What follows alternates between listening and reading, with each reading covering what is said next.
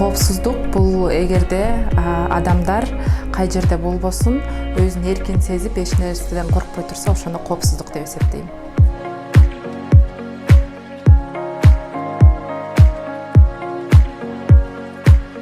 Менин оюмча, биздин өлкөдө кыздар жана аялдар үчүн коопсуздук жок деп эсептейм.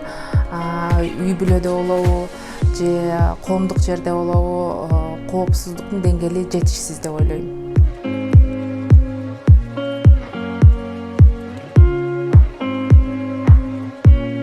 Толугу менен эмес, анткени мен изилдөөчүмүн, көп саякаттайм өлкө ичинде. Анан бардык жерде эле мен өзүмдү эркин сезип, эркин жүрө албайм. Анткени биздин күч органдарга ишенич жок.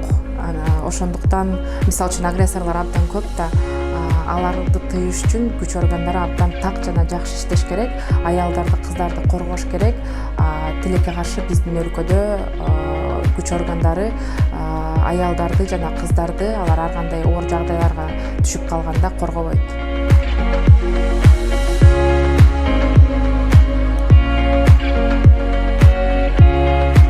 Менин оюмча, саясий катышууда аялдар аз болгондуктан жана чечим кабыл алып чыгаруу бүт эркектердин колунда, алар сезимтал эмес бул маселеге.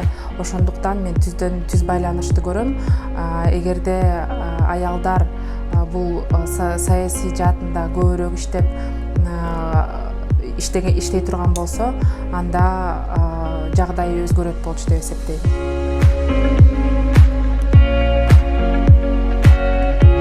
Эгерде мен өзүмдүн офисимде отурсам, мен тегерек четинде көбүнчө аялдар иштейт, мен өзүмдү кооптуу сезем. Бирок изилдөө кылып четке чыгып көчөдө жүрсөм, мен өзүмдү кооптуу сезбейм.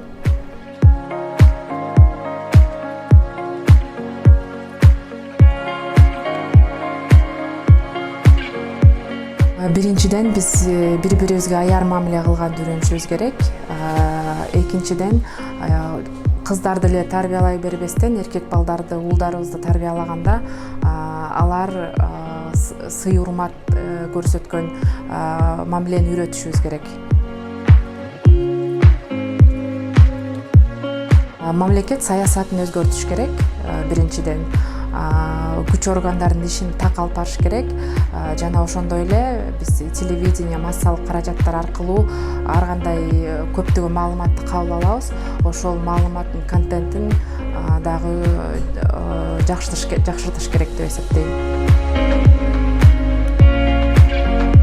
Кыздарга мен айтып өткүм келет, эч нерседен коркпой, эркин сезип, мен билем, жада калса үй бүлөдө бул абдан кыйын, бирок укуктар бардык адамдардыкы бирдей. Ошону эске тутуп, керек болсо дайым күрөшүш керек.